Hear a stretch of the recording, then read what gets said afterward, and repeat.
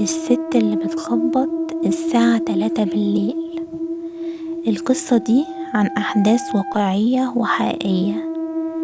صاحب القصة بيقول: أنا كريم، شاب ساكن لوحدي في شقة إيجار جديد في وسط البلد. المهم بقى إن الشقة قديمة جدا، السقف عالي، الحيطان مليانة شروخ، والنجف بيتهز مع أي نسمة هوا. أول ما دخلتها حسيت بحاجة مش مريحة، بس قلت يمكن علشان المكان لسه جديد عليا وده أمر طبيعي. فأول ليلة، وتحديدا كانت الساعة 3 الفجر، صحيت على صوت خبط متواصل على الباب. الخبط كان تقيل جدا، قمت مفزوع، رحت للباب، فتحت بسرعة ومفيش أي حد. بصيت في السلم لقيته فاضي تماما، الدور كله كان هادي وكأن العمارة نايمة.